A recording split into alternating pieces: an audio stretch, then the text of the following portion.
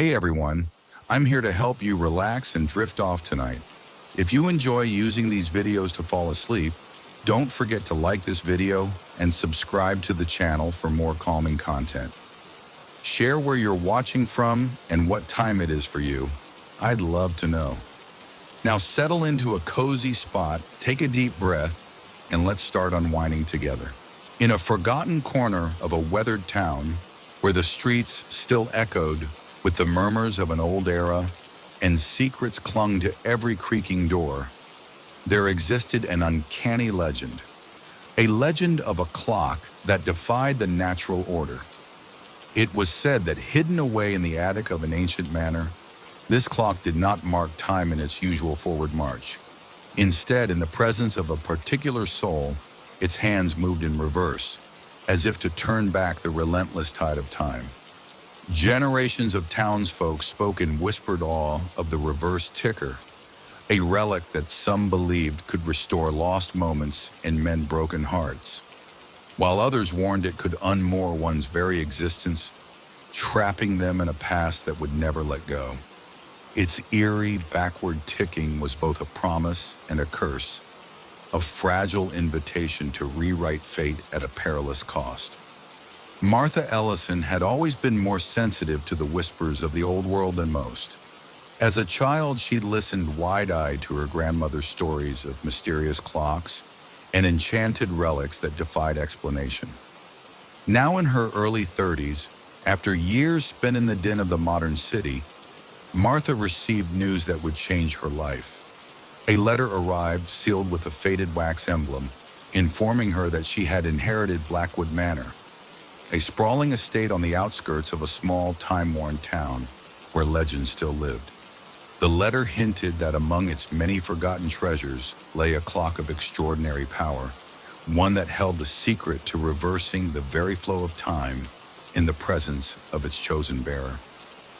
With a mix of trepidation and longing for her familial roots, Martha returned to Blackwood Manor.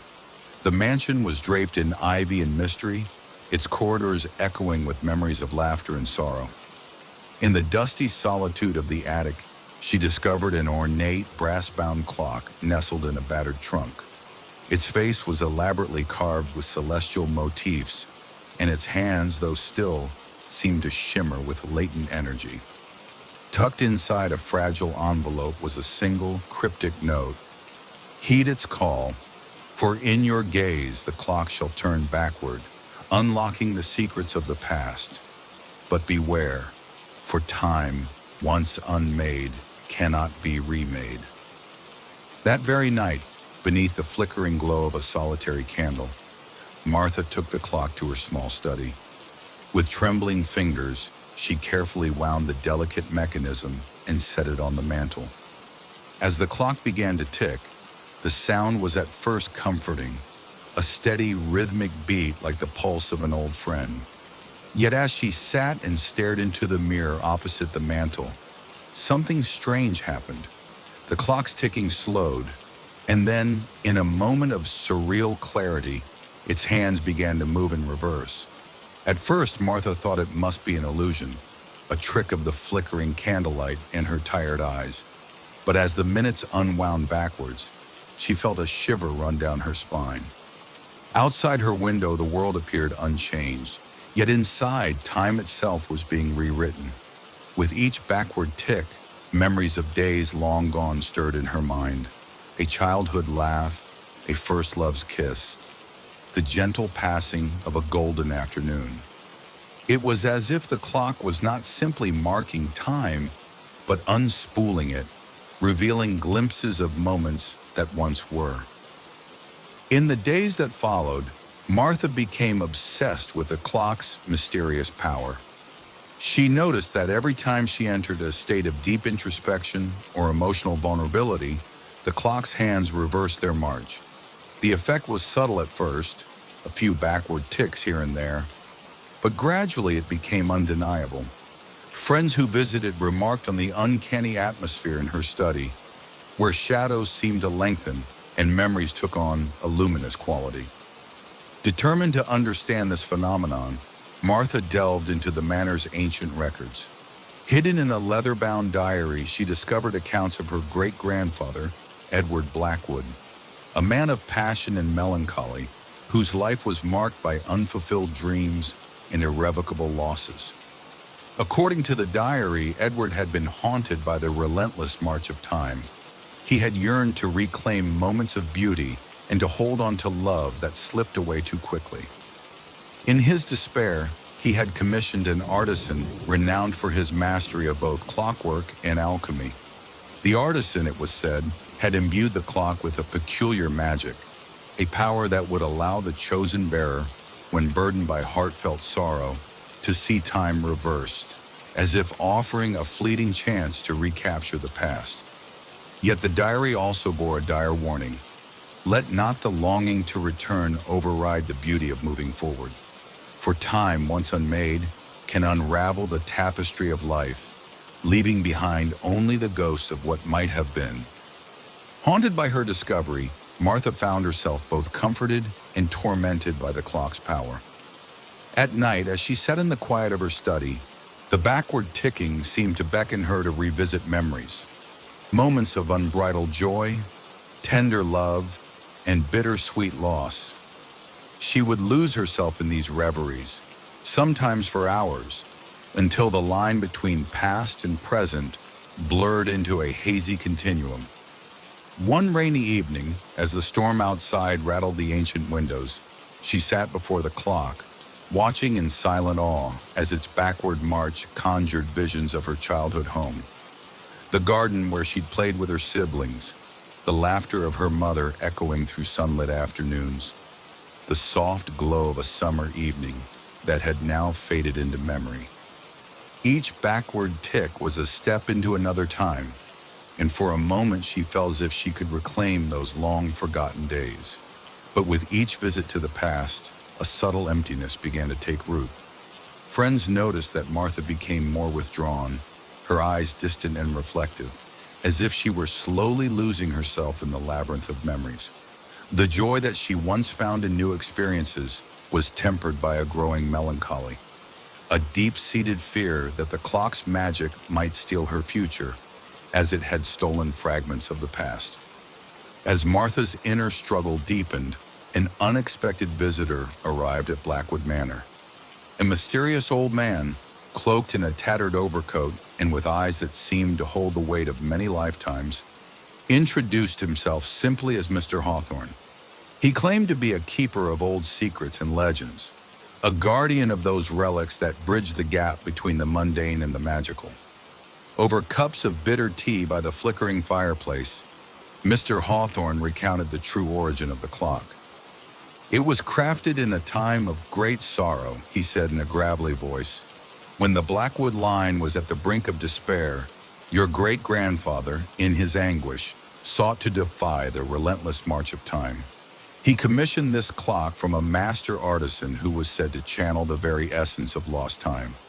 But with such power comes a terrible burden. The clock is not merely a tool for recapturing what was, but a reminder that some moments are meant to pass. To dwell too long on what is lost is to risk becoming lost yourself. His words struck a deep chord within Martha.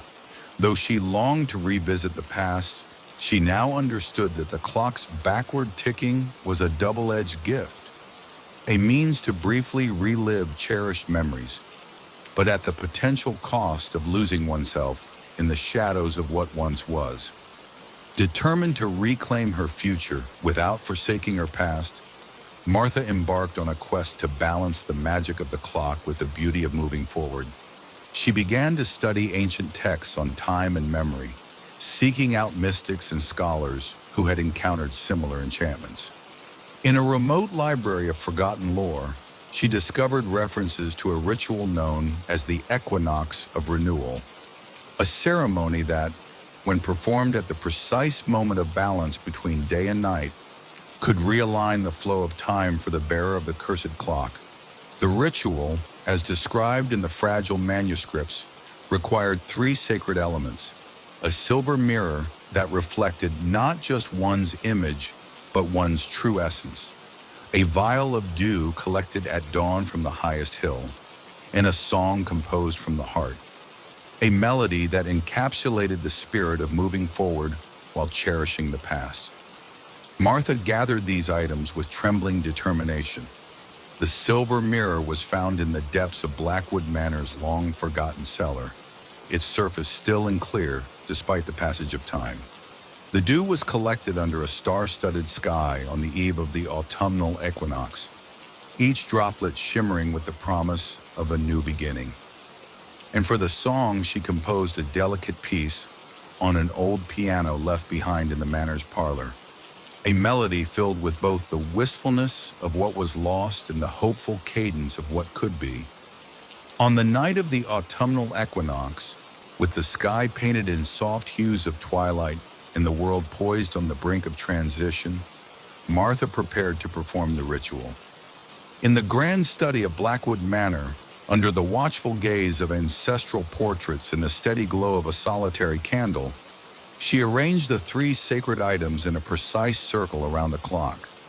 With the silver mirror placed at the northern edge, the vial of dew in the center, and her sheet of composed music laid upon a carved wooden stand, Martha took a deep breath and began to recite the ancient incantations she had painstakingly learned.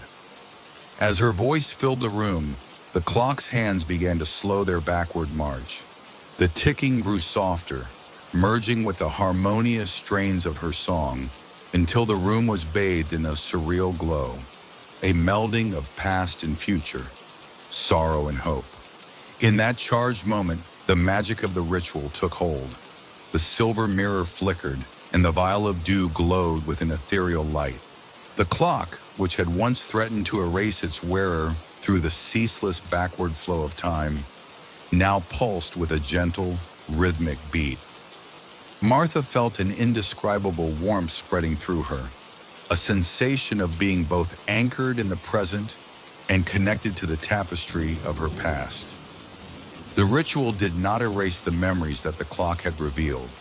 Rather, it integrated them into the very fabric of her being, allowing her to cherish the beauty of what had been without being consumed by it. For the first time in what felt like an eternity, Martha saw her reflection in the silver mirror, clear, vibrant, and resolute. She realized that true healing was not found in forgetting the past, but in embracing it and forging ahead, carrying the lessons of memory into the promise of tomorrow.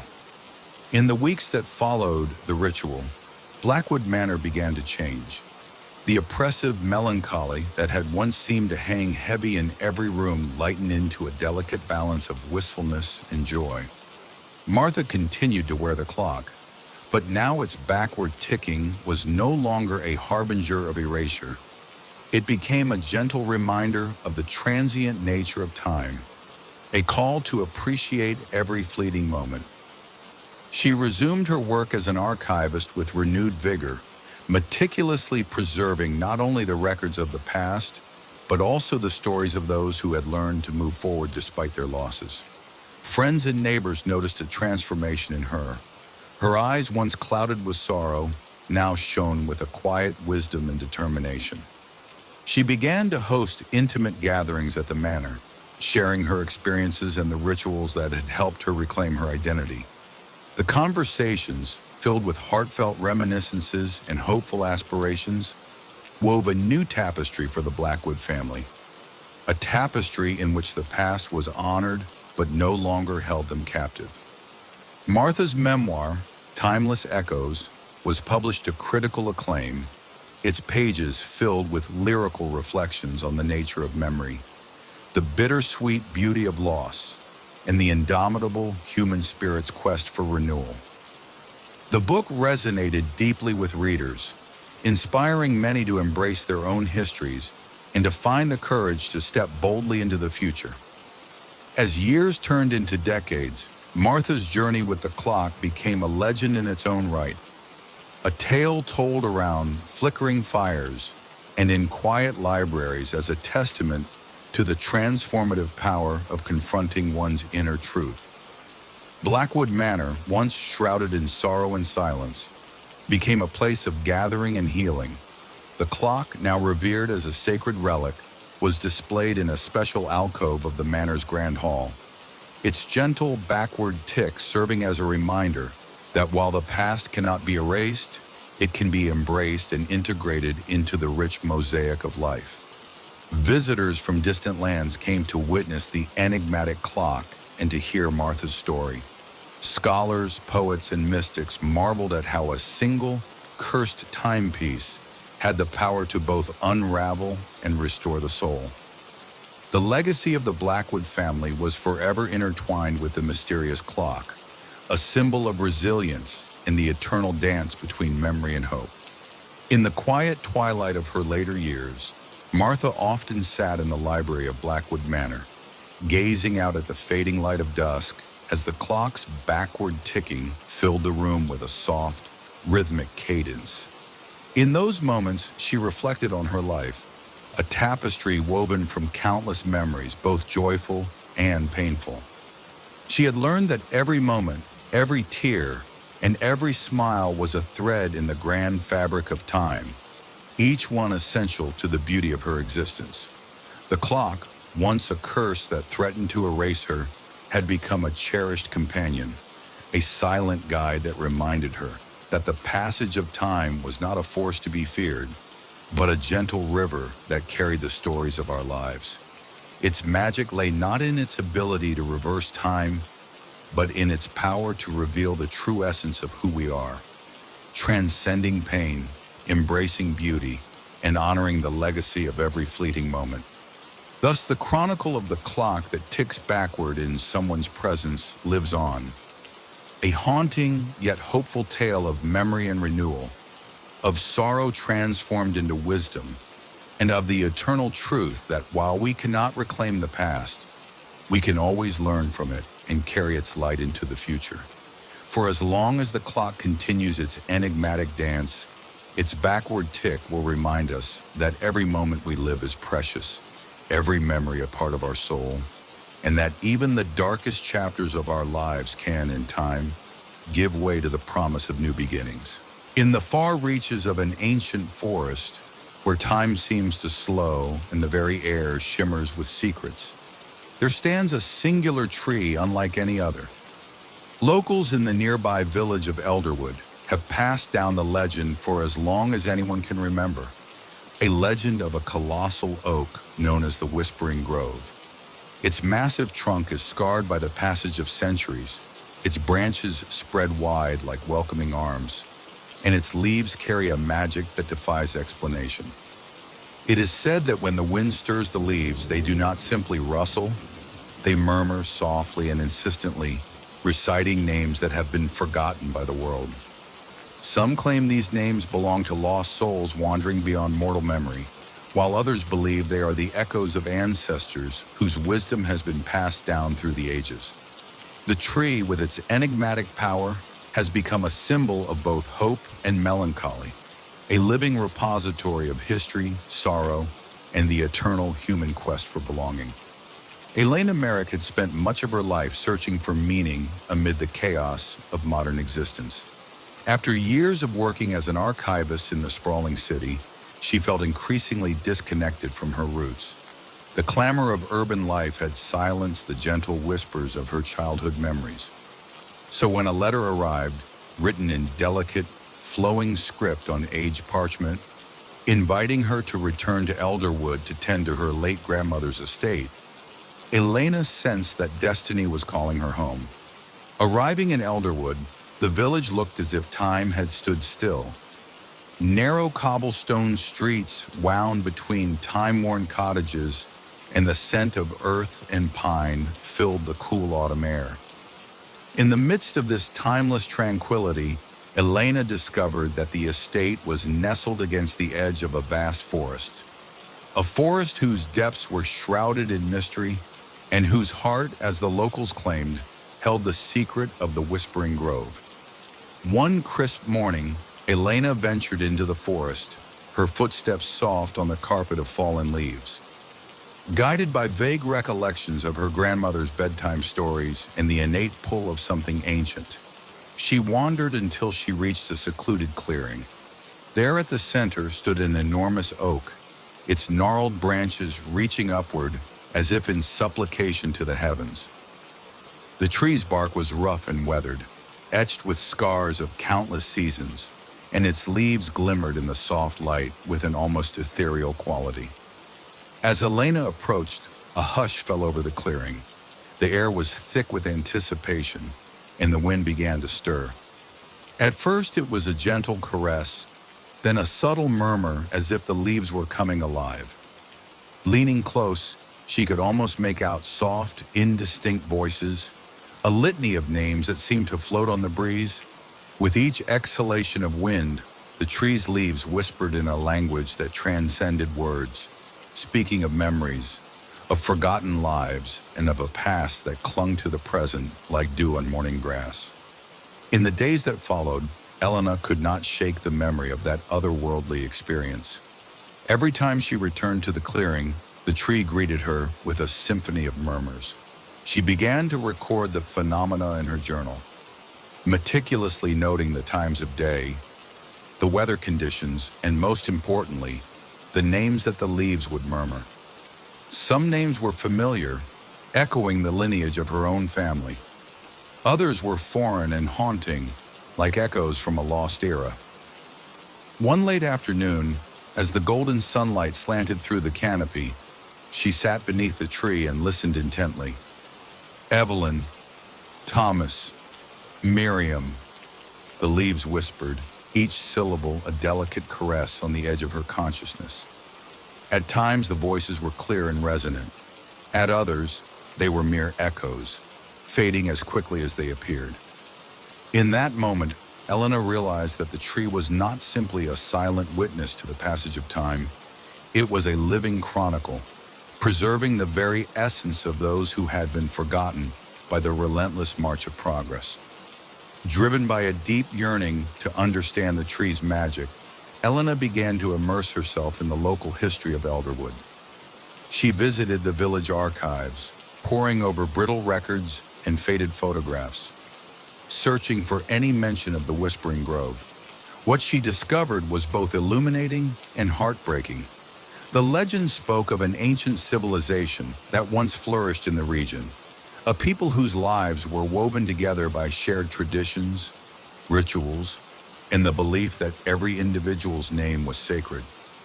In times of great loss or celebration, the people would gather beneath a great oak at the center of the forest, reciting names as a way to honor their ancestors and to keep the memory of the departed alive. One dusty manuscript detailed a ritual in which the oak was believed to absorb the names of the fallen, safeguarding them for eternity. It was said that the tree would whisper these names to those who were receptive, a mystical communion between nature and the soul. The document ended with a cryptic warning: "Beware the whispers, for they carry both blessing and burden. To hear is to remember, and in remembering one may never forget." This passage struck a chord within Elena. The idea that the tree's whispered names could bind the listener to the past, both as a source of comfort and as a potential shackle, filled her with a sense of both wonder and foreboding. She began to wonder if, by listening too long, one might risk being overwhelmed by memories that should remain at rest. As the autumn days gave way to the chill of winter, Elena found that the tree's whispers began to take on a more personal tone. One bitterly cold evening, she sat beneath the oak, wrapped in a faded shawl, and listened as the wind stirred the leaves. To her shock, among the murmured names, she heard her own, a soft, almost imperceptible repetition of Elena. It was as if the tree was reaching out directly to her, calling forth the hidden truths of her own identity. Tears welled in her eyes as she recalled memories of a childhood filled with both warmth and sorrow. The loving laughter of her family, the bittersweet pain of loss, and the quiet, lingering fear that the passage of time might erase the ones she held dear. The whispered repetition of her name was both an affirmation and a warning. It affirmed her existence. Yet it also reminded her that to truly know oneself is to bear the weight of one's own history. In that moment, the tree revealed that its magic was not merely an abstract force, but a deeply personal experience, a mirror reflecting the soul's unspoken secrets. Haunted by the tree's revelations, Elena decided to reach out to the villagers of Elderwood. She organized a small, informal gathering at the local community center, inviting those who had long felt the pull of the forest mysteries. Over cups of warm tea and the gentle flicker of candlelight, the villagers shared their own encounters with the Whispering Grove. Some spoke of hearing the names of loved ones long gone. Others recalled dreams in which the tree's leaves revealed their deepest hopes and fears. Among the group was a gentle, elderly man named Samuel, whose weathered face and soft-spoken words lent the stories a deep, poignant quality. Samuel recounted how, as a young man, he had stood beneath the oak on the night of a great family tragedy. The tree, he said with a tremor in his voice, whispered the name of my dear sister, lost in the chaos of that fateful night. In that moment, I felt her spirit, as if she had returned to guide me through my sorrow. The gathering, which came to be known as the Circle of Whispers, became a cherished tradition in Elderwood. Every winter solstice, the villagers would return to the forest, gather beneath the ancient oak, and share their memories, each name a sacred tribute to those who had been lost.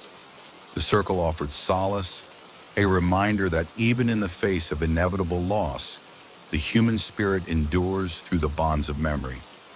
As time passed, Elena's fascination with the Whispering Grove deepened into an all-consuming passion. She began to spend every spare moment in the forest, recording the tree's whispers and analyzing the shifting patterns of names that drifted on the wind. With her journal and a portable recorder, she cataloged each encounter, noting how the tree's whispers changed with the seasons, the time of day, and the emotional state of the listener. Yet as her research progressed, a growing unease settled within her. The more she listened, the more she felt the pull of the past, a gravitational force that threatened to overwhelm her present. The names, while beautiful and haunting, carried with them a profound melancholy, a weight that made her wonder if the tree's magic was as much a curse as it was a blessing. What if the relentless echo of memories left one unable to live in the moment, trapped forever in a labyrinth of longing and loss? In private moments, Elena wrestled with these questions. Her reflections grew somber as she penned in her journal. To hear the names of the lost is to be bound by them. Their echoes can become chains that shackle the heart to a past that no longer exists. Yet to forget is to erase a part of one's soul. The challenge lies in learning to listen without being consumed. One particularly frigid winter night, when the full moon cast an eerie glow over the snow-covered fields of Elderwood, Elena returned to the Whispering Grove with a heavy heart and a determined spirit. Wrapped in a thick cloak, she approached the ancient oak as the wind whispered through the barren branches. Tonight, she vowed she would confront the depths of the tree's magic and her own tangled memories. Seated on a frost-covered log beneath the tree, she closed her eyes and let the silence of the winter night envelop her. Slowly, the familiar murmurs began to stir, the soft cadence of whispered names, echoing with a sorrow that penetrated the cold. As she listened, the voices grew louder, more insistent, until the air around her vibrated with the sound of 100 lost souls. In that moment of reckoning, she felt a sudden clarity. Every name, every whisper was a fragment of a life once lived, a story of love, loss, and the inexorable passage of time. Overwhelmed by the intensity of the experience, tears streamed down her cheeks as the tree's voices recited not only the names of others but her own, a litany of forgotten dreams and unspoken fears. The realization was both heartbreaking and liberating. In embracing these echoes, she understood that her past was an inseparable part of who she was, but it did not have to define her future. That night, under the watchful gaze of the moon, Elena made a silent vow to honor the voices of the lost while forging a path that allowed her to live fully in the present. In the days and weeks following her night of reckoning, Elena began to transform her relationship with the memories the tree had bestowed upon her. She started a project to capture the voices of the Whispering Grove, a series of paintings and poems that sought to celebrate the beauty of fleeting moments and the eternal nature of love and loss. With each brushstroke, she sought to transmute the sorrow of the whispered names into art, a way to honor the past without being chained to it. The project, titled Echoes of the Heart, became a focal point for the community of Elderwood. At gallery exhibitions held in the modest town hall, her works were displayed alongside photographs and recordings of the tree's whispers. Visitors were moved by the delicate interplay of light and shadow, of beauty and melancholy that permeated her art. For many, the exhibition offered solace, a reminder that while the voices of the lost might echo through the corridors of memory, they could also inspire hope and renewal. Elena's journey had taught her that the true gift of the Whispering Grove was not merely the painful echo of what was lost, but the opportunity to transform that sorrow into something that could illuminate the present. In learning the art of letting go, she discovered that every whispered name, every echo of a lost soul, could be a stepping stone toward a future filled with compassion and understanding. As the years passed, the legend of the Whispering Grove and its spectral chorus wove itself into the fabric of Elderwood's collective memory. The villagers continued the annual Circle of Whispers, each solstice a time to honor those who had gone before and to share in the gentle, healing power of remembrance. Elena's memoir, Whispers of the Heart, published to critical acclaim, became a guide for many seeking to reconcile their own past with the promise of the future. In her later years, Elena often returned to the ancient oak. Beneath its sprawling branches, now dusted with the soft glow of autumn's embrace, she would sit quietly and listen. The tree's whispers had grown less intrusive over time, becoming a soothing murmur that reminded her of the delicate balance between memory and release. In that space, she felt not the weight of sorrow, but the gentle warmth of connection. The understanding that every soul, no matter how lost, was forever a part of the eternal tapestry of life. Now in the quiet twilight of a crisp winter's evening, the legend of the Whispering Grove endures, a timeless reminder that the voices of the lost, though shrouded in melancholy, carry within them the seeds of healing and hope. The ancient oak stands as a silent guardian of memory, its leaves forever whispering the names of those who once walked the earth, of dreams that linger, and of the eternal promise that in every loss, there is the potential for rebirth. In every whispered name and every gentle murmur, the people of Elderwood find solace, a belief that even the most ephemeral echoes of the past can guide us toward a brighter tomorrow. And for those who dare to listen, the tree offers a simple, profound truth, that while the pain of loss may never fully fade, it can be transformed into a source of endless beauty and quiet strength. Thus, the tale of the cave that echoes with the voices of the lost becomes a cherished chapter in the human story, a saga of remembrance, of healing, and of the eternal dance between sorrow and hope. For as long as the ancient oak stands, its whispers will continue to echo, inviting every lonely soul to listen, to remember, and ultimately to let go. In the heart of an ancient manor, long abandoned and swallowed by ivy and time, a peculiar legend had taken root. Among the faded documents and whispered secrets of the estate, one tale stood above the rest, a tale of a portrait so eerie and powerful that it was said to erase those who stared at it for too long. The portrait, known simply as the Vanishing Gaze, was rumored to have been painted by an unknown artist whose sorrowful genius was matched only by the curse he unwittingly set in motion. Over the centuries, villagers and curious travelers whispered that the painting did not merely capture a face or a scene, it consumed the very essence of the onlooker, slowly erasing their presence from memory and even from existence itself. Lydia Sinclair had always been fascinated by the strange and mysterious. Growing up in a modest town with a rich history of ghost stories and cursed relics, she learned early to pay heed to the legends passed down by her ancestors. So when a letter arrived informing her of an unexpected inheritance, a sprawling, dilapidated mansion on the outskirts of a forgotten village, she felt a thrill of both excitement and trepidation. The letter, penned in elegant, archaic script, mentioned only that the estate held an object of inestimable value, a portrait with a secret legacy. Upon her arrival at Blackwood Manor, Lydia was struck by its forlorn beauty. The mansion's once grand halls were now draped in cobwebs and echoes of laughter from a time long past.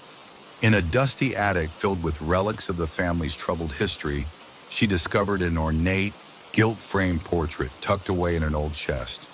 The image depicted a noble woman with an enigmatic, sorrowful gaze that seemed to penetrate the soul. Attached to the portrait was a fragile note: "Beware the vanishing gaze. Those who linger too long in its reflection may lose themselves forever." With a mix of scientific skepticism and a deep-rooted curiosity, Lydia took the portrait down to her study, unaware that this single discovery would alter the course of her life in unimaginable ways. That very night, in the solitude of her candlelit study, Lydia placed the portrait on an easel and sat before it. At first, the painting was just that, a beautiful, if melancholic, depiction of a bygone era. But as she gazed into the noble woman's eyes, Lydia began to notice something peculiar. The longer she stared, the more the details of the image began to shift. The delicate features softened, then hardened. The deep sorrow in the eyes turned into a vacant, almost hypnotic stare that seemed to pull at the edges of her own consciousness. A sensation of vertigo overtook her. The world outside her window blurred, and the only sound in the room was the quiet ticking of the old clock. As minutes melted into what felt like hours, Lydia became increasingly aware of a strange emptiness creeping into her mind. A feeling as though her own identity was slowly being siphoned away into the depths of the portrait. With a gasp, she tore her eyes away, her heart pounding with terror and disbelief. In that moment, she understood the terrible power of the vanishing gaze. Haunted by the experience, Lydia sought answers in the dusty volumes of the family archives. Amid brittle diaries and yellowed letters, she uncovered the tragic history of the portrait. It had been painted by an enigmatic artist named Corvinus, whose own life was steeped in grief after the mysterious death of his beloved. In his anguish, Corvinus had vowed that no one would ever forget the price of loss. His brush captured not only the physical beauty of his muse, but also the intangible sorrow that festered in his soul. His masterpiece, however, came with a dire curse. Anyone who gazed too long into the eyes of the painted woman would have their essence slowly absorbed, until they too would vanish from the annals of memory. The diary recounted eerie instances from centuries past, wealthy patrons and passionate lovers who had been inexplicably forgotten by time after spending hours transfixed by the portrait's melancholy beauty. Each victim left behind an aura of emptiness, their names fading from records and their memories drifting away like whispers in the wind.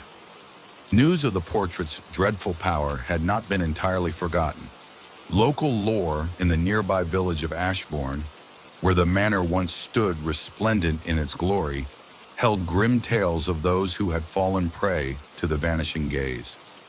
Elderly residents spoke of a noble family that had disappeared without a trace after a fateful soiree in the mansion's grand ballroom, their identities erased from history as though they had never existed.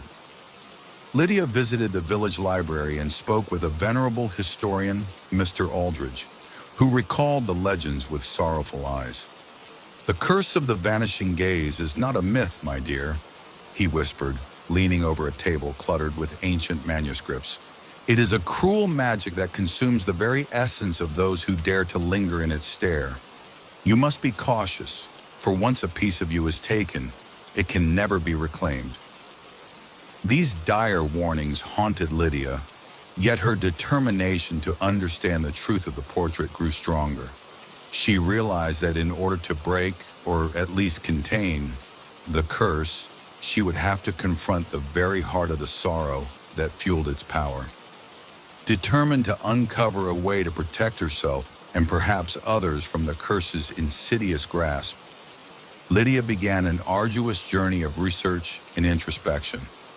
She spent long nights poring over texts on art, alchemy, and ancient curses, seeking a thread of hope in the tapestry of despair.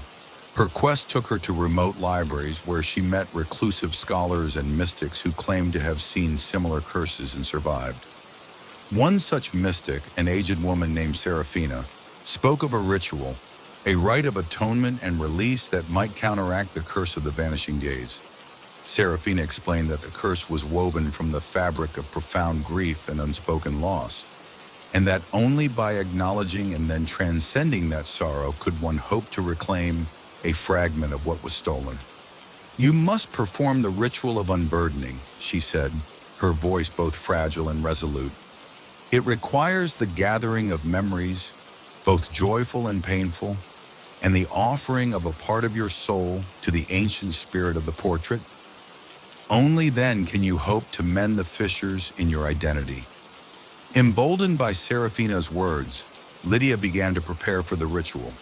She collected cherished mementos from her past, a faded photograph of her late father, a lock of her mother's hair, and letters that recounted moments of profound love and loss. Each item was a testament to her life, a fragment of her soul that had been shaped by both light and shadow. In the sanctum of her study, surrounded by the quiet hum of ancient clocks and the flicker of candlelight, Lydia arranged these relics in a carefully designed pattern. At the center of the arrangement hung the cursed portrait, its eyes dark and unyielding. With a trembling voice, she recited the incantation Serafina had taught her, words in a language that resonated with the power of forgotten worlds. As the incantation reached its crescendo, a soft, mournful wind stirred the room, and the portrait's surface began to shimmer with an otherworldly light. In that charged moment, time seemed to slow to a halt. The room was filled with a symphony of sounds, the distant tolling of a bell, the rustle of leaves outside, and the rhythmic beating of Lydia's heart. The relics she had gathered glowed faintly, their light intertwining with the pulsating darkness of the portrait. As she continued the incantation, tears streamed down her face, each drop a release of sorrow and a step toward healing. Slowly, the image in the portrait shifted. The sorrowful gaze softened, and the lines of grief began to blur. For the first time, Lydia felt that she was not just confronting the curse, but that the curse was offering her a gift. A glimpse of what could be if the pain of the past was acknowledged and transformed into something beautiful. Yet even as hope blossomed within her, the magnitude of the sacrifice loomed large. She knew that the ritual demanded more than words. It required the surrender of a piece of herself, an irrevocable part of her identity that had long been shrouded in fear. In a final act of courage, Lydia pressed a small silver locket, the one her mother had given her on her wedding day, into the heart of the ritual circle. As she did, the room trembled and the cursed portrait shuddered, as if absorbing the locket's significance. A brilliant, tearful light erupted from the image, washing over Lydia and the relics in a cascade of luminous energy. The air grew thick with the scent of rain and wildflowers, and for a moment, the room was bathed in a warmth that defied the oppressive chill of the curse. When the light subsided, the portrait no longer held the same dreadful power.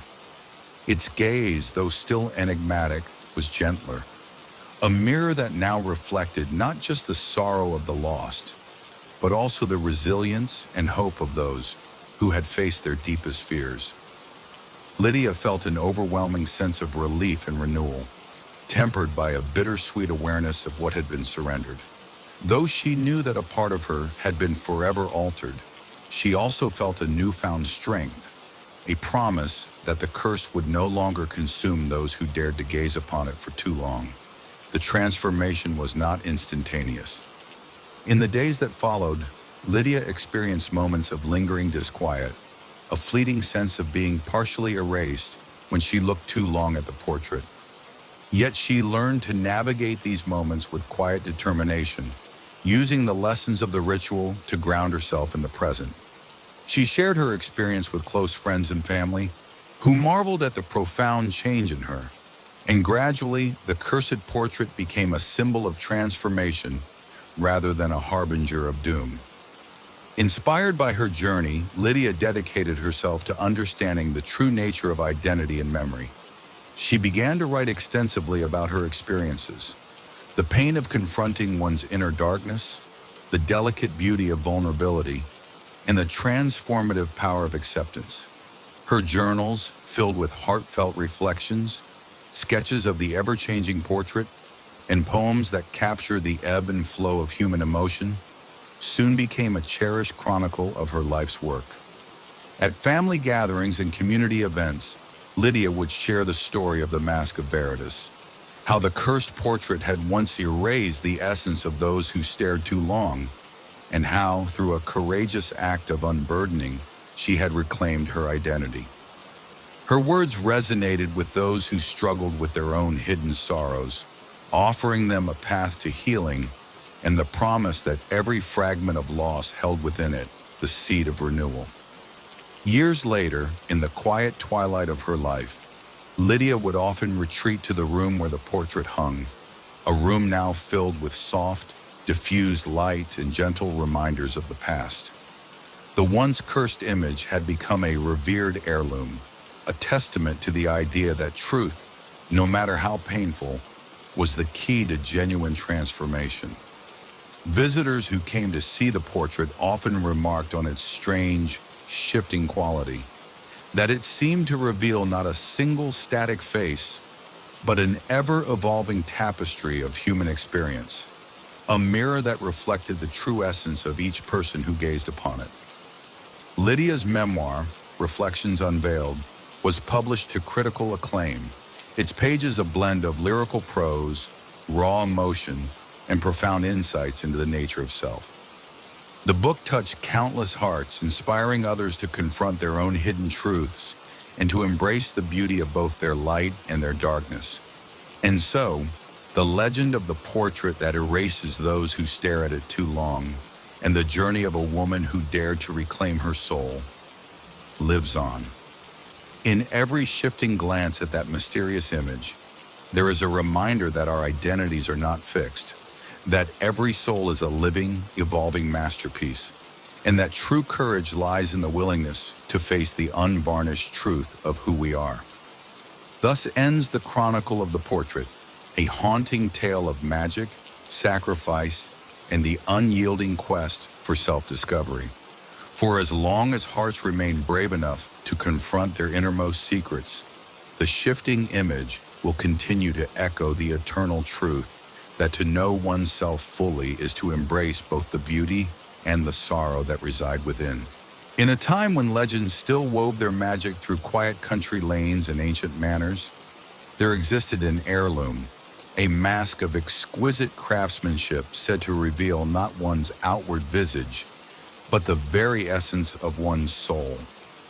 Passed down in a family whose lineage was steeped in mystery and secret rites, the mask, known among whispered circles as the Mask of Veritas, was rumored to have been created by a master artisan with a broken heart.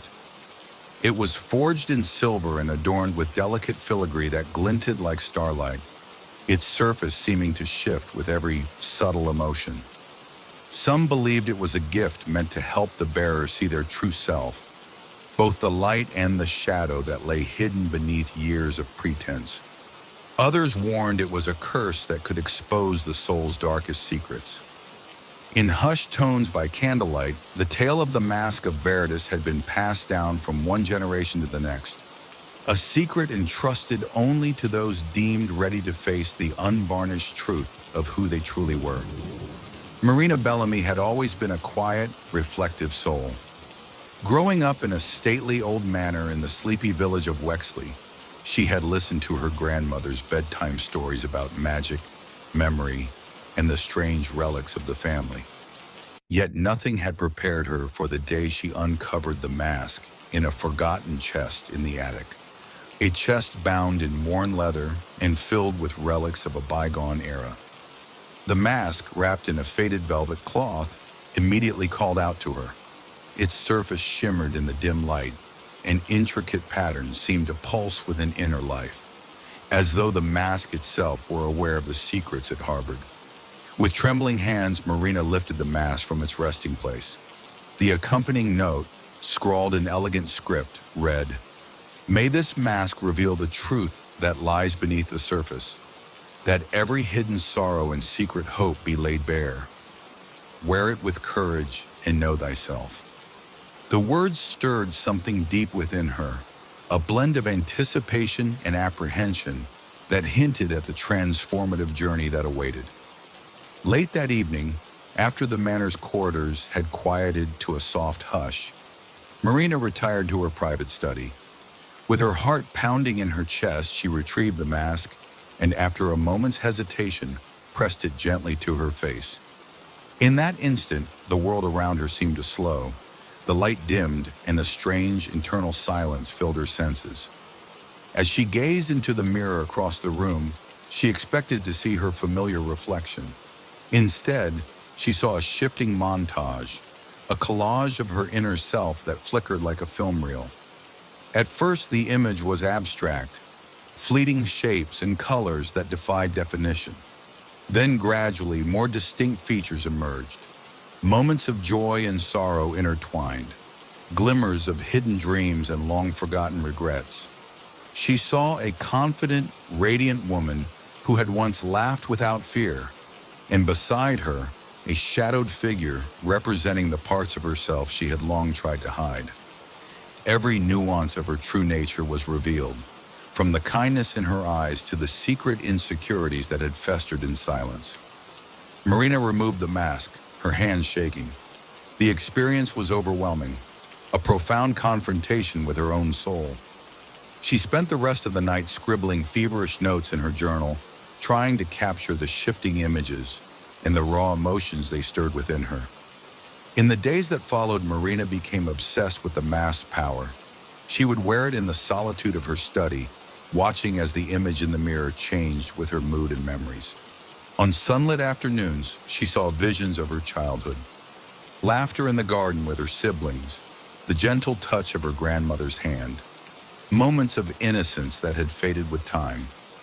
On stormy nights, however, the mask revealed darker reflections.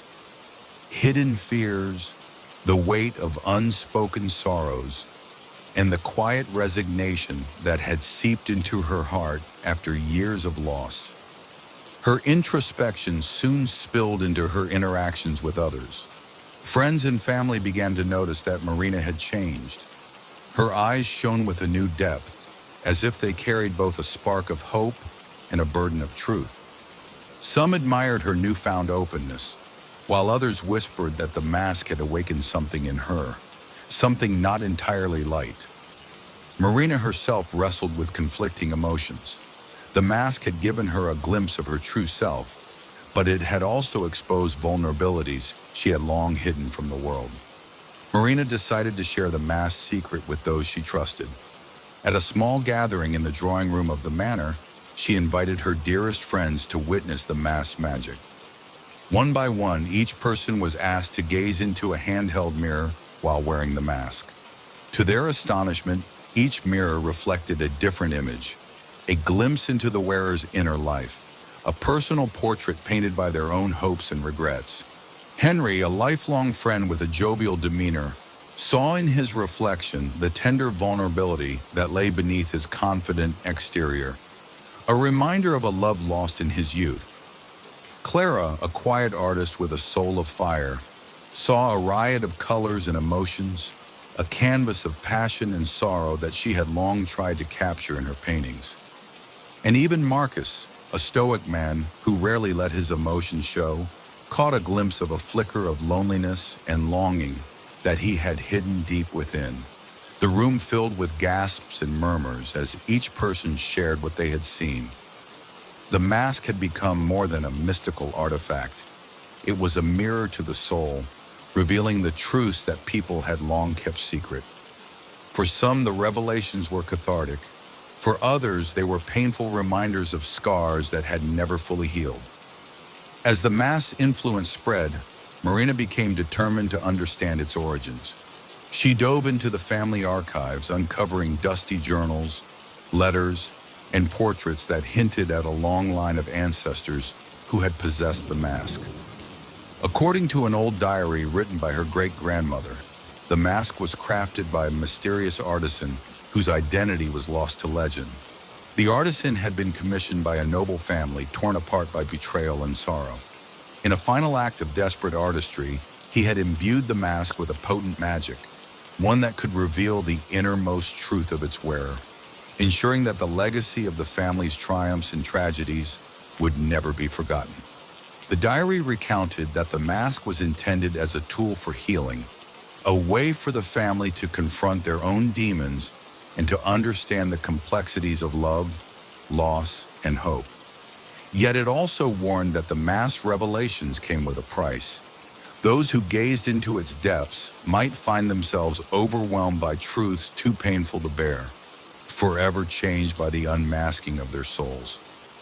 Marina's discovery of these family secrets brought a mixture of pride and sorrow. She felt connected to her ancestors in a way she had never known, a link forged in the shared struggle to embrace one's true self. But the knowledge also deepened her fear of the mask's power. Was she prepared to confront the entirety of her own truth, with all its beauty and its unbearable pain? Tormented by questions and driven by a longing for self-understanding, Marina embarked on a solitary journey of introspection. Each evening, she would retreat to a quiet, candlelit room in the manor and don the mask, allowing it to guide her into the depths of her memory.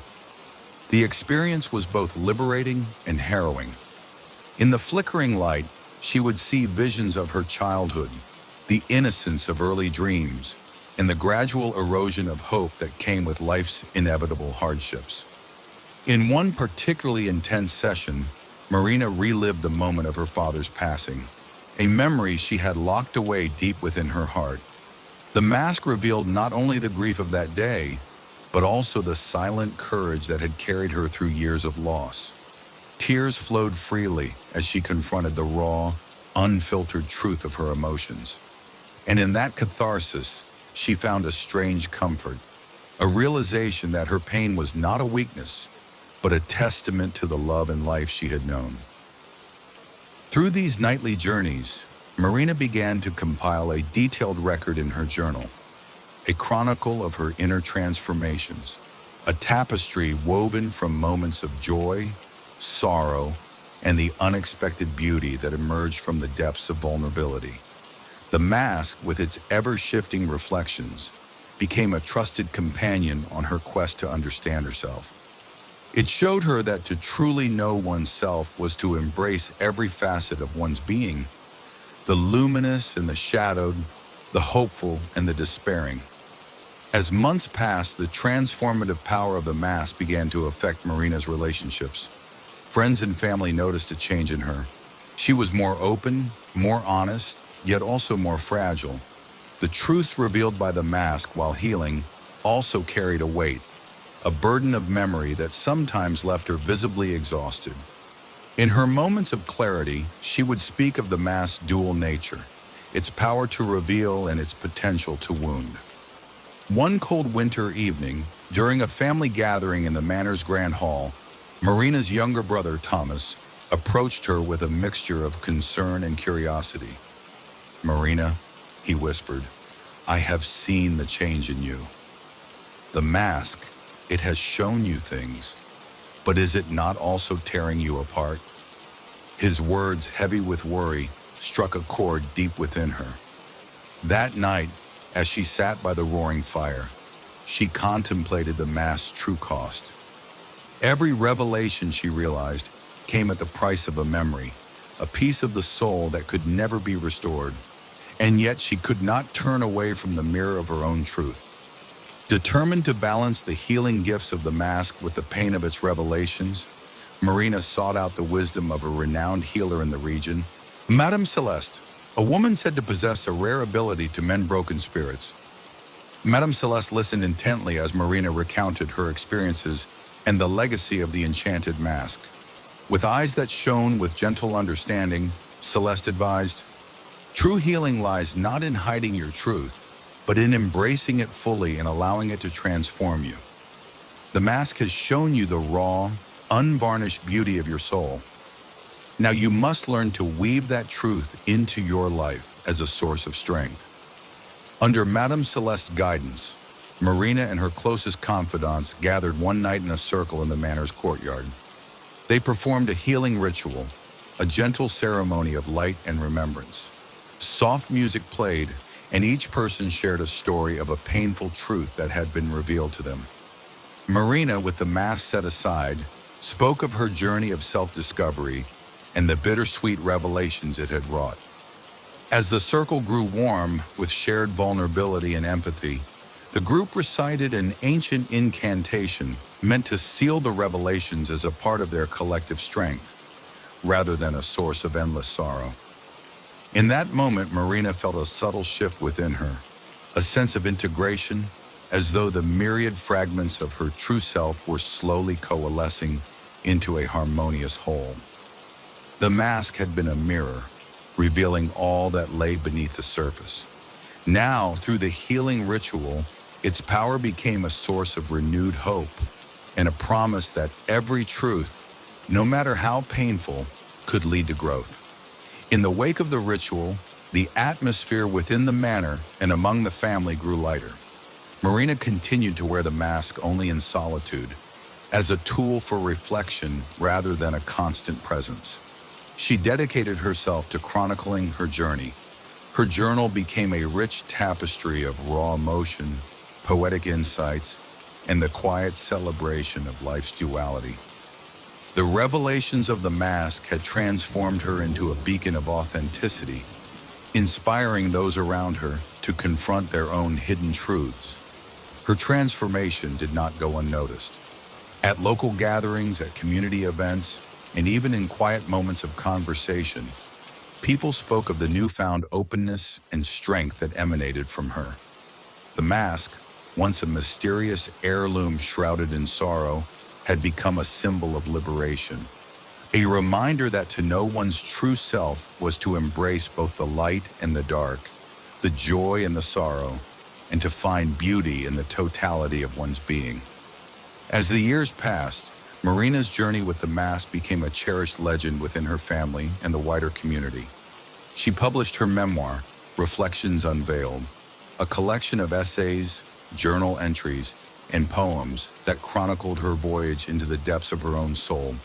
The book touched countless readers, each finding comfort in the shared understanding that every human heart harbors both brilliant light and unspoken shadows. Marina established a small foundation dedicated to the arts and self-exploration, where workshops and retreats encourage others to explore their inner worlds. The foundation, inspired by the transformative power of the mask, became a haven for those seeking to reconcile their past with the promise of a hopeful future. Her family, once burdened by secrets and unspoken truths, began to heal as each member embraced the idea that vulnerability was not a weakness, but a source of genuine strength. In the quiet twilight of her later years, Marina often sat in the garden of the family estate, the mask resting on a velvet cushion beside her. The garden, alive with the gentle hum of evening crickets and the soft glow of fireflies, was a sanctuary of memories. Each flower a symbol of a truth once hidden, each breeze a reminder of the delicate dance between light and shadow. As she gazed at the mask, she reflected on the long, arduous journey that had led her to this point.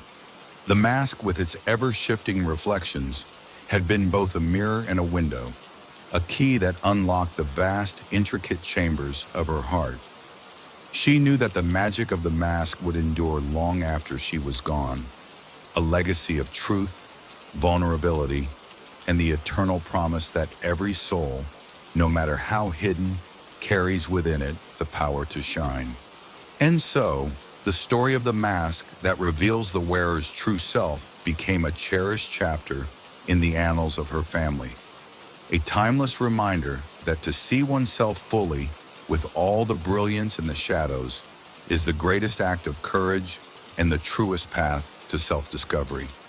Thus, the chronicle of the enchanted mask lives on, a tale of magic, revelation, and the intricate beauty of the human soul. For as long as there are hearts willing to confront their hidden truths, the mask will continue to shimmer in the light of understanding, reflecting back the eternal, unvarnished essence of who we truly are. In a forgotten valley cradled by ancient hills and shrouded in perpetual twilight, there lay a cave whose name had been spoken in trembling whispers for centuries. Locals in the small village of Raventon passed down a chilling legend, a legend of a cavern deep beneath the earth where the voices of those long departed resonated in eternal lament. They said that if one dared to enter the cave, the walls would sing with sorrowful melodies and echo with the whispers of lost souls. No one knew exactly when the voices began or why they never faded. Only that the cave was a repository of unfulfilled dreams, tragic farewells, and secrets too heavy for the living to bear. It was known simply as the Cave of Lost Echoes, and its reputation both terrified and captivated all who heard its name. Lillian Mercer, a determined folklorist with an insatiable curiosity for the occult and the forgotten, had grown up on the edge of Raventon. As a child, she listened wide-eyed to her grandmother's tales of eerie happenings and spectral voices emanating from the ancient woods. Now in her late 20s and burdened with the weight of unanswered questions about her family's past, Lillian returned to her hometown seeking to unlock the mysteries that had haunted her dreams. While sorting through dusty crates in the attic of her childhood home, she discovered an old brittle map marked with cryptic symbols and a singular red X near the foot of a hill. In faded ink, it read, "Beneath the whispering stone, the cave of lost echoes awaits." With her heart pounding and hands trembling, Lillian knew that this was her chance, her destiny, to finally witness the legends of her youth and perhaps to reconcile the fragmented memories of loss and longing that had shadowed her life.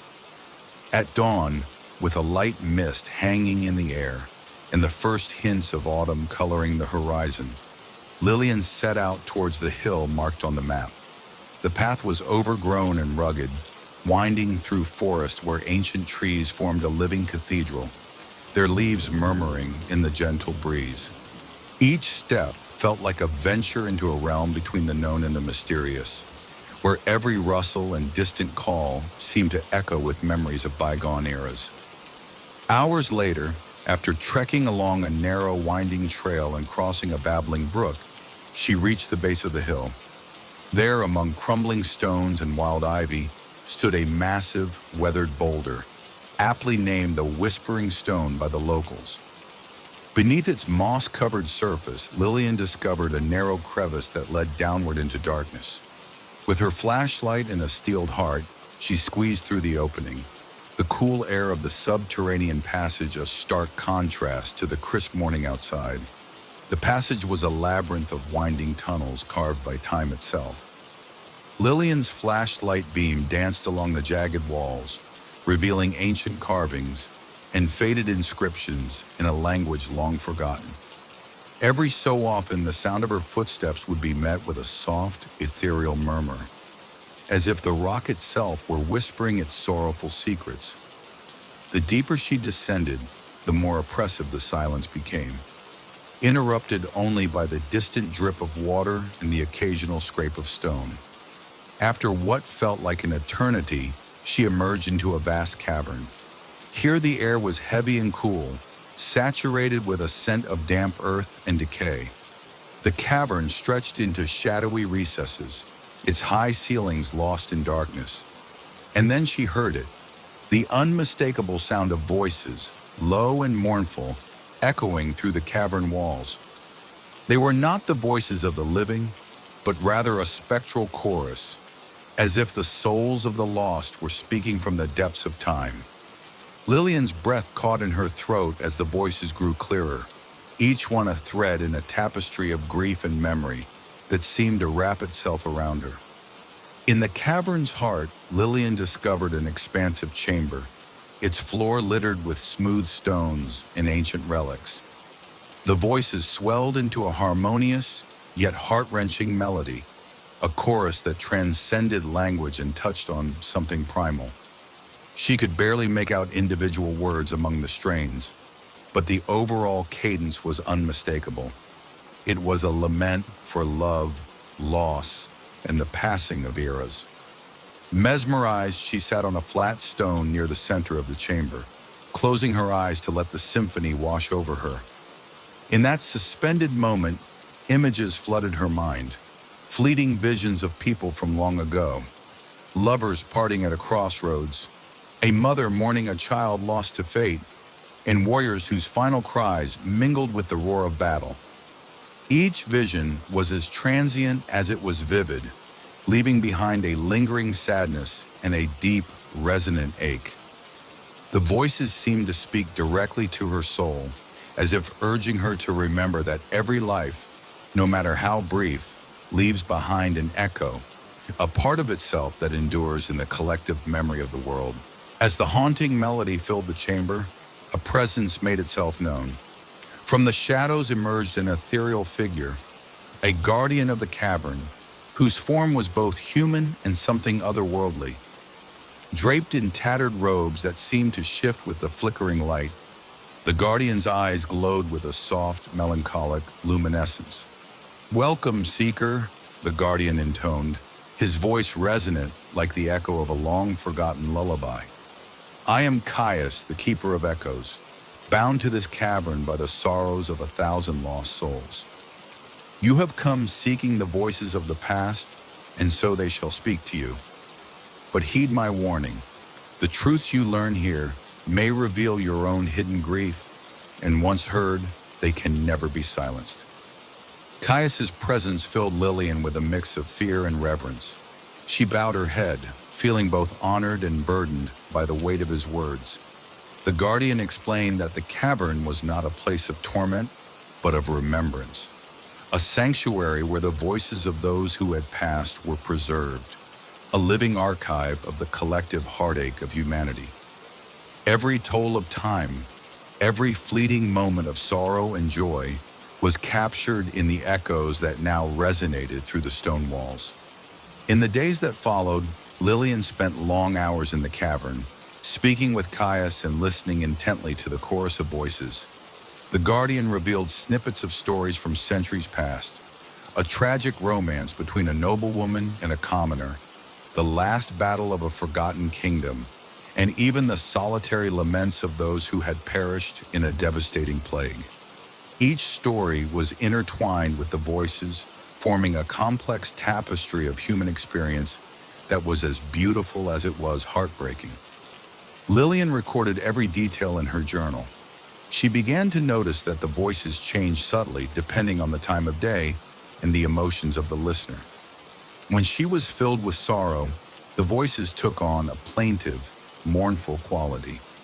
When she allowed herself moments of hope, the echoes softened into gentle, comforting harmonies. It became clear to her that the cavern was not merely a passive recorder of the past. It was a dynamic repository of human emotion, reflecting back to each visitor their own innermost feelings. One evening, as a storm raged outside and thunder rolled in the distance, Caius invited her to sit by a natural pool at the back of the cavern. The water, clear as crystal, mirrored the flickering light of bioluminescent fungi that adorned the walls. "Look into the pool," he urged, "and see the reflections of those who have come before. Understand that every soul leaves behind a trace, and that your own pain and joy are part of an endless cycle of remembrance." Gazing into the water, Lillian saw fleeting images, faces of the lost, moments of beauty and despair intertwined in an endless dance. The experience was overwhelming, and as tears streamed down her face, she realized that the cavern had not only preserved the voices of the past, but had also awakened in her a profound understanding of the universality of grief and hope. As weeks turned into months, Lillian's visits to the cavern grew more frequent. The voices, while a source of solace, began to weigh heavily upon her. Every echo was a reminder of a life cut short, every whisper a tale of unfulfilled dreams. The cavern's magic, which had initially filled her with wonder, now seemed to burden her with the cumulative sorrow of countless generations. She found herself struggling to balance the pain of these memories with the need to continue living. The more she immersed herself in the voices of the lost, the more she felt her own identity begin to blur with the sorrow of the past. In quiet moments, she wondered if the cavern's gift was also a curse, a heavy legacy that, once embraced, could never be discarded. Caius noticed the change in her demeanor and spoke to her with a gentle, yet firm tone. The echoes you hear are not meant to break you, dear one, but to remind you that you are never truly alone in your sorrow. Every tear you shed is a testament to your capacity to love and to remember. But you must also learn to let go, to find balance between holding on to the past and embracing the life that continues around you. His words resonated deeply, and over time, Lillian began to understand that the cavern was a mirror of the human soul, reflecting both its pain and its potential for healing. With careful introspection and the support of her friends in Raventon, she learned to navigate the labyrinth of memories without losing herself. Inspired by her experiences, Lillian returned to Raventon and organized a small, intimate gathering, a circle of those who had known loss and carried deep, unspoken sorrows. In a modest, candlelit room in the village community hall, she invited others to share their stories, to speak of the voices that haunted their dreams, and to find solace in the shared language of grief. The gathering, which came to be known as the Circle of Echoes, was a moving, cathartic experience. Each person recounted their encounters with loss: a widow who still heard the gentle laugh of her late husband, a man who mourned the untimely passing of a beloved friend, and even a child whose innocent eyes carried the weight of unspeakable tragedy. Through their words, the circle became a living, breathing memorial, a collective offering to the souls of the lost, and a reminder that every voice, no matter how faint, deserved to be heard. Lillian shared her own journey to the cavern, describing the spectral chorus, the revelations of memory, and the delicate dance between sorrow and hope. The participants, touched by her vulnerability, found in her words a spark of understanding and the strength to carry on. In that circle, the heavy burden of memory was lightened by the warmth of shared experience, and the echoes of the lost were transformed into a hymn of healing. As time passed, the legacy of the cavern and its ghostly choir began to ripple outward through Raventon. Lillian's writings, compiled in a carefully bound volume titled Echoes of the Lost, circulated among the townspeople and even reached distant readers. The book became a beacon for those grappling with grief, a guide to finding beauty and redemption in the midst of sorrow. Lillian herself continued to visit the cavern, each time emerging with new insights and a deeper understanding of the interplay between memory and healing. The voices of the lost, though they still echoed in the cavern's depths, became for her a source of strength, a reminder that every heart, no matter how burdened, held the potential for renewal. The cavern, with its haunting melodies and timeless echoes, was no longer a place of unrelieved despair, but a sanctuary of shared humanity, where the past and present converged to illuminate the path forward. Years later, in the twilight of her life, Lillian became known as the Keeper of Echoes, a guardian of the memories that dwelled in the cavern, and a mentor to those who sought solace in the power of remembrance. The once isolated village of Raventon blossomed into a community bound by the collective narrative of its history, where every whispered story and every tear shed was honored as part of the eternal tapestry of life. On clear, starry nights, villagers would gather at the entrance to the cavern, not out of fear, but in quiet reverence for the voices that had shaped their lives. They lit candles and recited passages from Lillian's Echoes of the Lost, a ritual that transformed the cavern into a place of healing and hope, a place where the sorrow of the past mingled with the promise of a new dawn. Even as time wove its intricate patterns through the lives of those in Raventon, the legend of the cavern that echoes with the voices of the lost endured. Lillian's legacy lived on in her writings, in the shared memories of the villagers, and in the silent, perpetual song of the cavern. It became a symbol of the human spirit's capacity to bear sorrow, while also finding the strength to rise again. A reminder that the echoes of lost voices, though tinged with melancholy, could inspire healing and foster a profound connection among all who listened. In the quiet hours of the night, when the world seemed to pause and the weight of the past softened into a tender murmur, the cavern would sing its eternal hymn, a chorus of voices that bridged the gap between what was lost and what could be reclaimed. And for those who dared to listen, the echoes offered a promise that in every shadow of sorrow there lay the seed of hope, and that every lost voice carried the potential to light the way to a brighter tomorrow. Thus ends the chronicle of the cave that echoes with the voices of the lost, a timeless saga of grief, memory, and the healing power of shared sorrow. For as long as the earth holds its ancient secrets and the winds carry whispers from forgotten worlds, the eternal chorus of the lost will continue to sing, offering solace to every lonely soul who listens. In a secluded valley where nature's ancient rhythms wove secrets into every petal and stone, a legend was born, a legend of a hidden garden where the very essence of time moved in reverse. It was said that in this enchanted garden, moments unraveled like threads, aging was undone, and every sunrise was followed by a slow, poetic retreat into yesterday. The villagers of Eldercrest, who lived on the fringes of this mysterious land, passed the tale down through generations.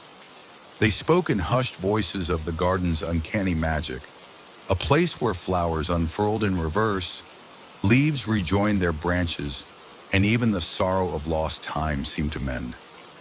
For some it was a blessing, a secret retreat from the inevitability of decay. For others, it was a bittersweet curse that invited those who dared to step into it to revisit the past in reverse, sometimes altering the course of their lives forever. Amelia Hart, a young botanist with a passion for the uncharted mysteries of nature, had grown up listening to Eldercrest legends. As a child, she spent long afternoons exploring the meadows and forests, collecting wildflowers and sketching the old trees, while her grandmother recounted the tale of the Garden of Reversed Time, a place where the clock unwound itself like a reel of film played backward. That legend, mysterious and alluring, ignited in Amelia a longing to discover its truth. Years later, now a researcher at a prestigious university, Amelia's life was defined by logic and precision. Yet in the quiet moments between lectures and lab experiments, the memory of that fabled garden stirred within her. When a mysterious, anonymous letter arrived, inked in elegant, archaic script and hinting at the location of a place where time itself was unmade, Amelia felt that her childhood dreams were calling her back to the wildlands of Eldercrest. The letter simply read, "Seek the garden where the sun sets backward, where petals close as they open, and where the past returns anew. Only those with hearts unburdened by regret may enter its realm." With nothing left to lose and a deep yearning to reconnect with the magic of her youth, Amelia packed her essentials, a sturdy pair of boots, a weathered journal, and an old camera, and set out for Eldercrest, determined to follow the winding clues toward the Garden of Reverse Time. The journey to Eldercrest was a passage through lands steeped in history and mystery. Amelia traveled by train and then on foot along rugged country roads that curved past rolling hills and ancient ruins.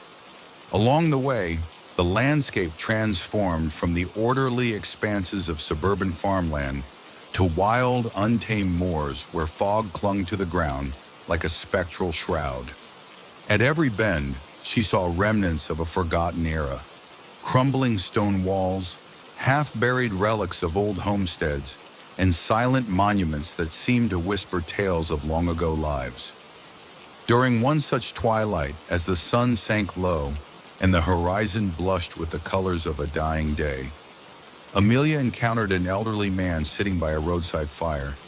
His eyes shone with memories of bygone days as he recounted the legend of the garden.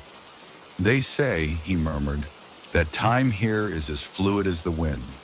In that garden, the hands of the clock turn backward, and every bloom returns to its bud, every tear is uncried, every farewell transforms into a tender hello." His words, both poetic and sorrowful, filled Amelia with both anticipation and a gentle unease.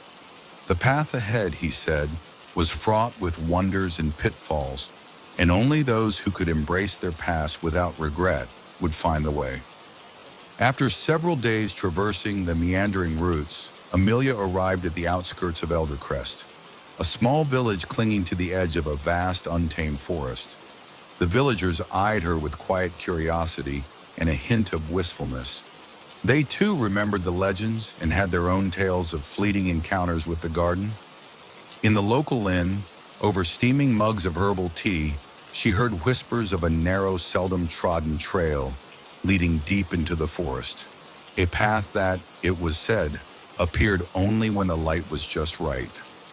Armed with these hints, Amelia sought the guidance of a local tracker named Jonah, a man whose knowledge of the wilds was legendary.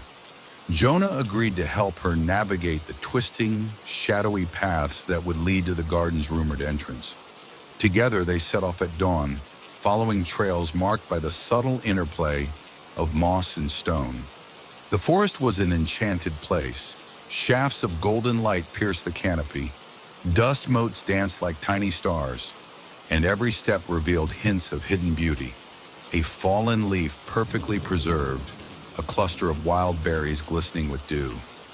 As they delved deeper, the air grew cooler, and a mysterious stillness settled over the land. There was an ineffable quality to the forest, a sense that it existed outside the bounds of ordinary time, that here, the past and present intertwined like the spiraling patterns of a snail's shell. After hours of cautious trekking, Jonah led Amelia to a clearing unlike any she had ever seen.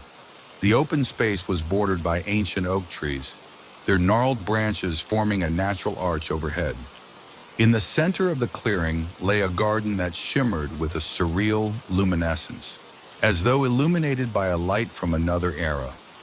It was a place of quiet wonder, a symphony of colors that defied logic, blossoms that appeared to be closing instead of opening, dewdrops that hung suspended in the air before rising again, and a soft, almost imperceptible hum that resonated with the cadence of a long-forgotten lullaby.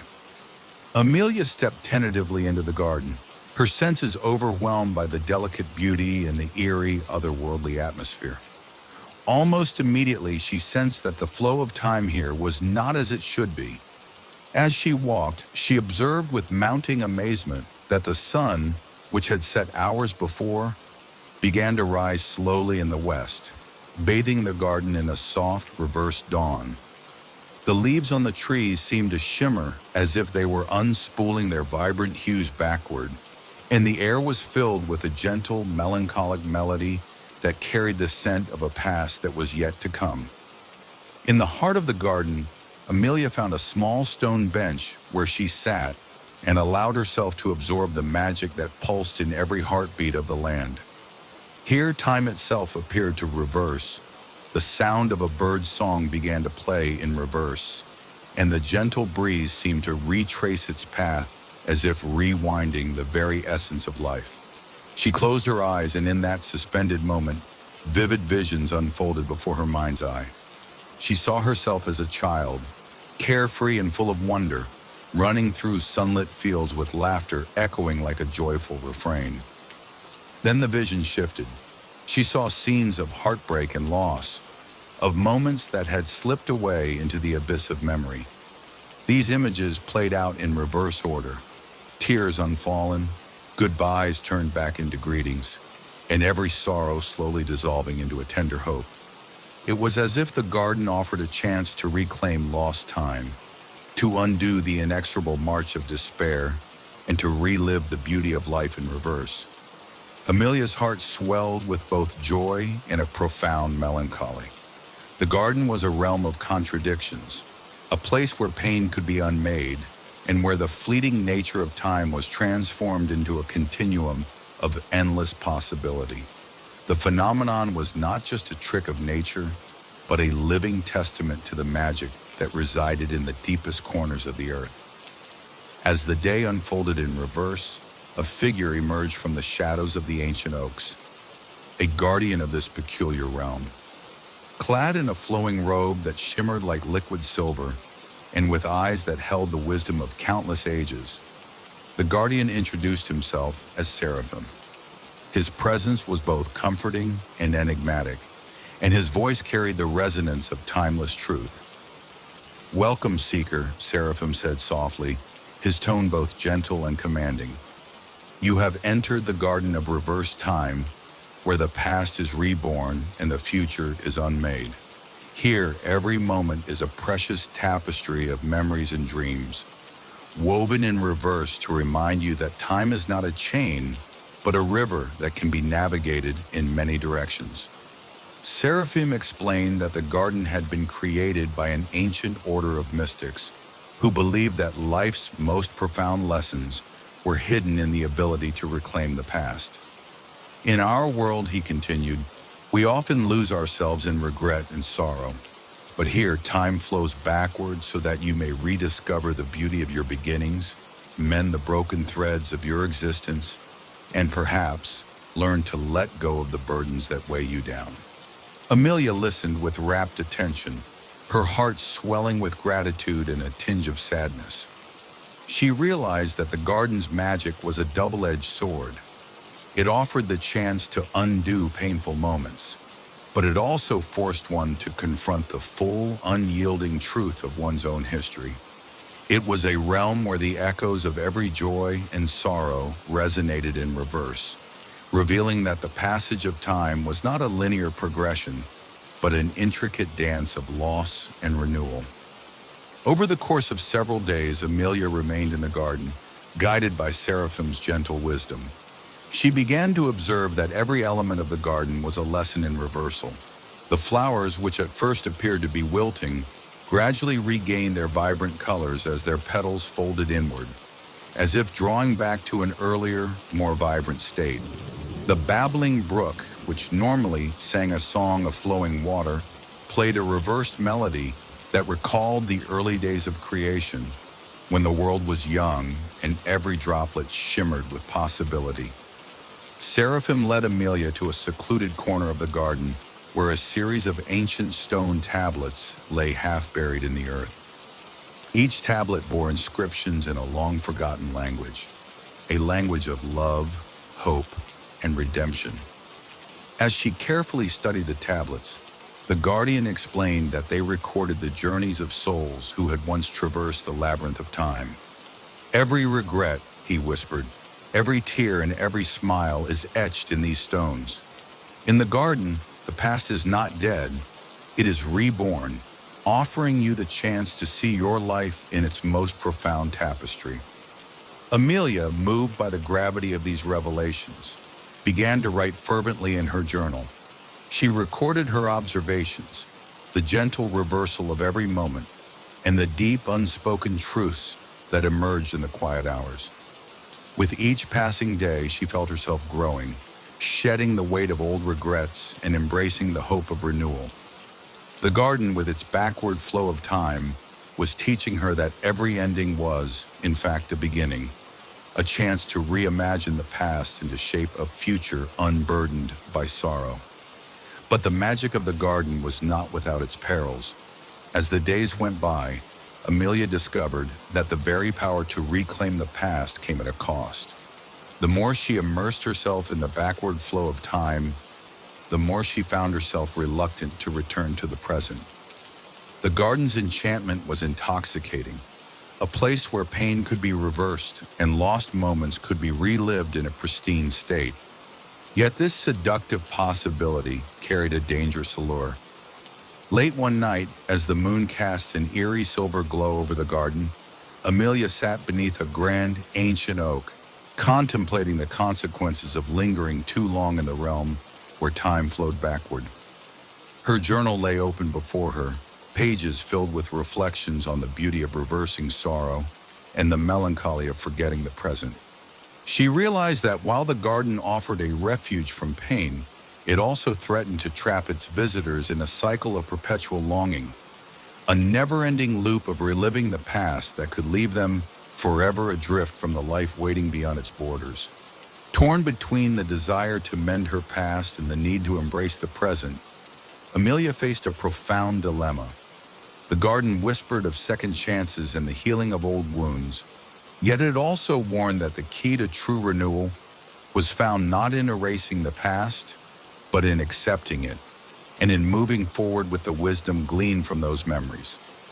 After many restless nights of introspection and heartfelt conversations with Seraphim, Amelia reached a turning point.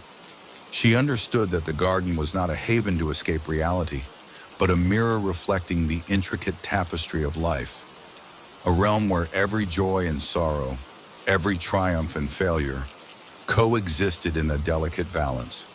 To be trapped in its backward flow would be to forsake the future, to deny the beauty of progression and change.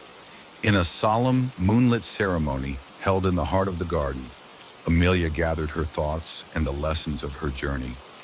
Surrounded by the gentle glow of reversed sunsets and the soft murmur of the babbling brook playing its backward song, she resolved to step away from the garden and return to the present. With a heavy heart yet a newfound clarity, she inscribed in her journal, "I have seen my past unspooled in reverse, and in its quiet sorrow, I have found the seeds of renewal. But the future awaits beyond these enchanted boundaries, and I must carry the wisdom of my journey into the light of what is yet to come." Seraphim, his eyes reflecting both pride and melancholy, placed a gentle hand on her shoulder. "Remember," he said softly, "the garden is always here, a timeless refuge for those who seek to mend their hearts. But the true art of living is to weave the threads of yesterday into the vibrant tapestry of today. Go, and may your future be bright." Leaving the garden was the most painful decision of Amelia's life, yet it was also the most liberating. With a final, lingering glance at the surreal beauty of the enchanted realm, she stepped back onto the narrow path that led out of the garden. As she emerged from the forest and back into the world of linear time, the air felt different, crisp and filled with the promise of new beginnings. The echoes of reversed moments still danced in her mind, but now they were tempered by the realization that life's beauty lay in its forward motion. Back in Eldercrest, Amelia resumed her life with a renewed perspective. She shared her experiences through her writings, her journal becoming a treasured volume that chronicled the magic and melancholy of the garden. Her words resonated deeply with those who, like her, had known loss and longed for renewal. Over time, her memoir, Reversed Reflections, became a beacon of hope, a reminder that while the past holds bittersweet memories, the future is a canvas waiting to be painted with the colors of our choices. Years passed, and the legend of the Garden of Reversed Time grew into a cherished part of Eldercrest's lore. The enchanted realm remained hidden deep within the ancient forest, a secret refuge for those brave enough to seek its mysteries. Travelers and dreamers would often visit Eldercrest, drawn by whispers of a garden where time flowed backward, where every sorrow could be undone and every joy relived in the gentle cadence of forgotten moments. Amelia, now older and wiser, often sat by the window of her modest cottage, gazing into the distance where the forest met the sky. In her heart, she carried the lessons of the garden, A deep understanding that life's true beauty lies not in erasing the past, but in embracing it and allowing it to guide the future. She knew that the garden was a living memory, an echo of the world's eternal rhythm, and that its magic would endure as long as there were hearts willing to listen. Thus, the story of the garden where time flows backward lives on, a timeless tale of sorrow and hope, of memories unspooling and dreams reborn. It is a reminder that even in the face of life's most profound paradoxes, there is beauty in every moment, and that the past, no matter how painful, is an inseparable thread in the rich tapestry of our future.